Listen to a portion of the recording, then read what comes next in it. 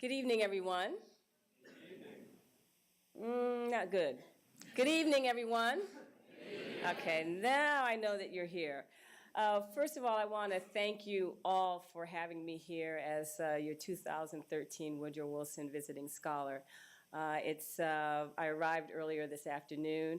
It's my first time in Greenville, and I'm delighted to be here for the week to really talk about a range of things. One of the things I was asked to talk about, at least for the public event this evening, was the way forward for Africa. And I thought I would set the tone by really giving you a discussion about the positives I see going on in the continent and the challenges ahead, and talk about some of solutions that might be out there. I think, I'd like to start out with this phrase, and I think that Dr. Gordon really said it quite clearly. But sub-Saharan Africa today is not your mother's Africa.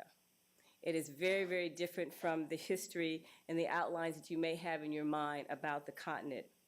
It is a region which continues to undergo, for the most part, positive political and economic changes. Many more of its 48 countries are embracing democratic change, holding free and fair elections, and moving forward as key players on the global stage. This, of course, does not diminish the serious challenges that remain in certain parts of the region, and I will also address those. But every world region has tough issues today, including the U.S., as we grapple with both economic and our social challenges. However, we tend not to swipe our entire nation with a negative cloth because of these transformative issues, but see them as part of our effort to strive to be a more perfect nation. Thus, I believe sub-Saharan Africa is doing the same thing. It is striving to be a more perfect continent. And major transformation does take hard work, does take time. Thus, we should allow for that same kind of perspective when it comes to sub-Saharan Africa. Many of the nations are moving forward on both economic and political growth in a fairer, more transparent, and more engaging manner globally and with realistic expectations. My remarks this evening will provide you with a framework on the positive things about today's Africa, and also put some of the challenges you hear about, such as lack of good governance, corruption, and the rise of fundamentalism in West Africa, into perspective. As Dr. Gordon mentioned, most Americans focus primarily on the negative. I'm here to provide a more balanced view, a balanced lens about today's Africa, beginning with the positives, and then we'll take a look at some of the challenges that I see in this context. My remarks will focus on sub-Saharan Africa, although what happened in North Africa over the last 2 years does have a bearing on the sub-region, particularly as regard to jihadist conflicts in West Africa stemming from links with al-Qaeda affiliates in Algeria, Yemen, and Somalia, and certainly the remnants of the insecurity that we saw last year in Libya. So let's begin with the positives.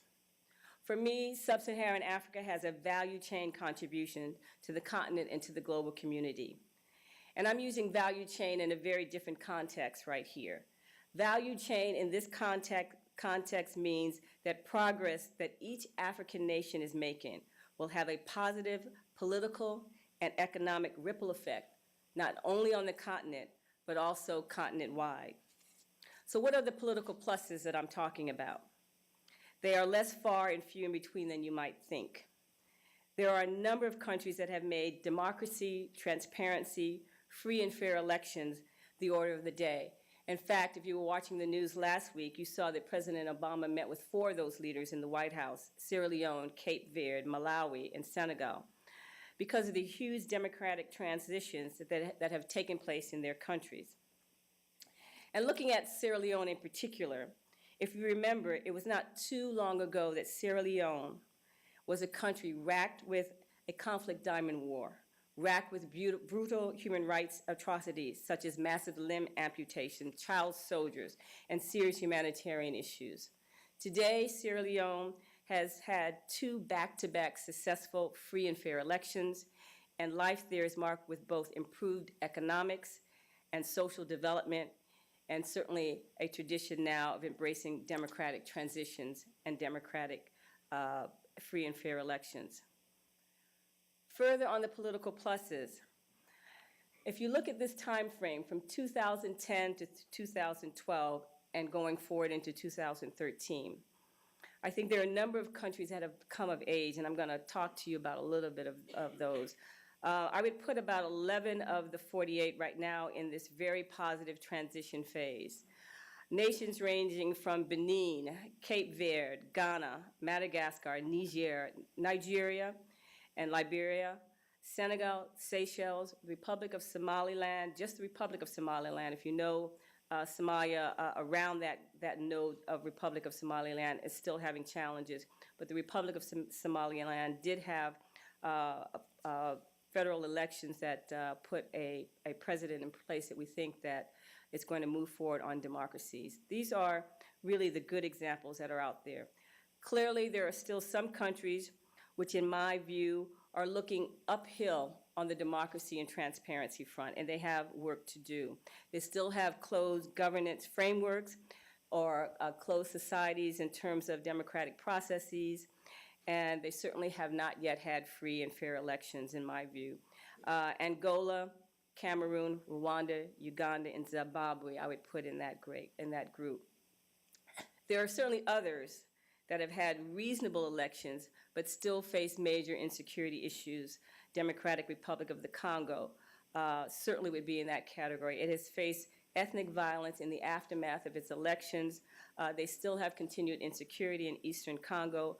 Major humanitarian crises and human rights challenges are really part of the challenges that the DRC faces. On Ethiopia, I think for me the verdict is still out. We have had a new prime minister there who took over after the death of the longtime strawman, Meles Zenawi.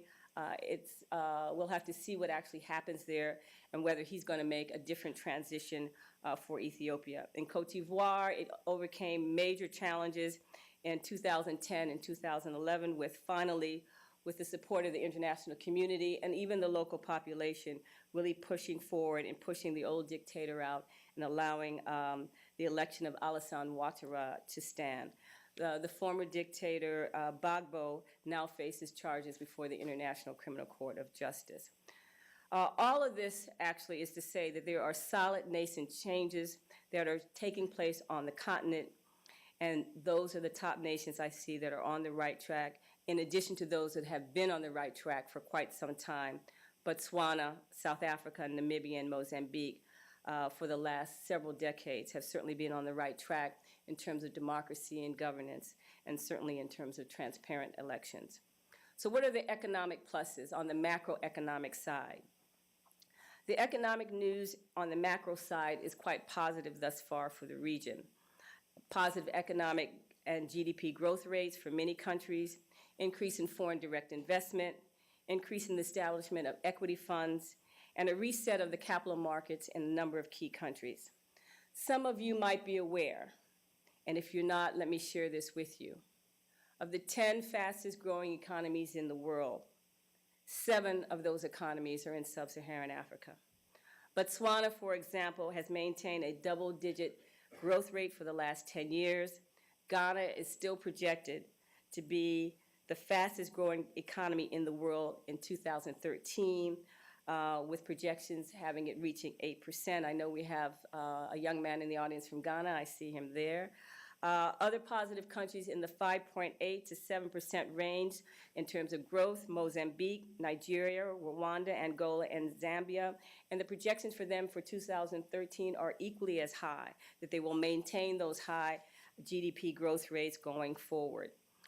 Leading economic stories over the last year, and I assume they will be similar for 2013, from The Economist to the Financial Times to McKinsey, have all highlighted this checklist that I just gave you. High GDP growth rates, high foreign direct investment, transparency in key countries toward their elections. In fact, I think many of you might know the term BRICS. Last week there was a summit, of course, in Durban, but I actually have been advocating for a change or recoining of that phrase from BRICS to BRICA, because I think that there are at least 10 other countries that are having high GDP growth rates besides South Africa that need to be included in that club. So I've actually been advocating for another term because I think it's more reflective of what's actually going on the continent. The BRICS Summit in Durban, if you were following it as closely as I was, I think that there's some real geopolitical lessons for the developed world to learn from that summit. Most importantly, the fact that not only did all 5 presidents of the BRIC countries attend, but the first foreign trip by the new Chinese president, Xi Jinping, included Africa, not 1 stop, but 3 stops. We have not done that yet, and I think that that is a geopolitical mistake on the part of the United States. Some key factoids that I noted coming out of that. And I share them because I think if you're thinking geopolitically, these are really very, very important. 25% of foreign direct investment from Russia, China, and India, where does it go? It goes to Africa. 25% of the world's global GDP is from the BRICS country. They also represent 17% of global trade and 50% of global economic growth. $20 billion in trade happens among the BRICS countries. Where are we as the United States on that? There's some other things that I think are important. They talked about creating a development bank for Africa called the BRICS Development Bank as a competition or as an alternative to the current world financial infrastructure system that includes the IMF and the World Bank.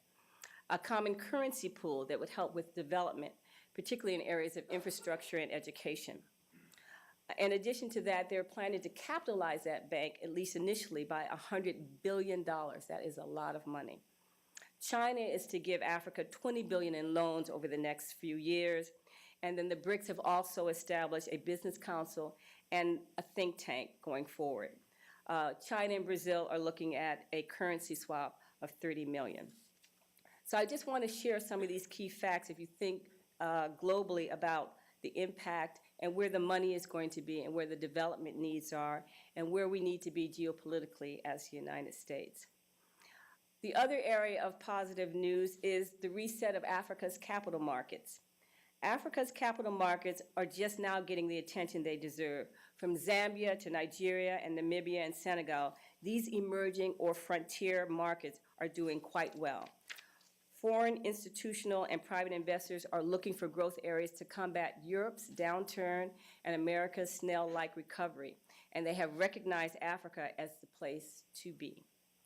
Stock market indices in Uganda, Rwanda, Nigeria, Kenya, and Namibia were up 33% in 2012 in local currency terms. Banks on the continent are also improving their macroeconomic picture, with many of them making the 2013 Best Emerging Market Banks list by Global Finance magazine because they have improved their asset growth, their profitability, their strategic relationships around the world, customer service, competitive pricing, innovative products, and so on. For the region for 2013, Nigeria's Eco Bank will be receiving the award for the best and most improved bank from last year. Some other key economic factoid as you think about the economic pluses on the macro level. Collective projected GDP is expected to reach $2.6 trillion by 2020. Debt dropped on the continent from 82% of GDP to 59% of GDP over the last 5 years. Inflation dropped continent-wide from 22% to 8%. And I've already said that many countries are in the high single digits or low double digits in this very tough economic economy. The middle class in Africa is growing. 331 million people right now, translating into growing consumer with purchasing powers. Household discretionary income is projected to rise by 50% over the next 10 years. One other thing, the African diaspora, and many of you on the audience I know represent the African diaspora, but your remittances to the continent over the last 5 years has helped GDP growth. According to informal channels, accounting for 73% of all worldwide remittances happen between the African diaspora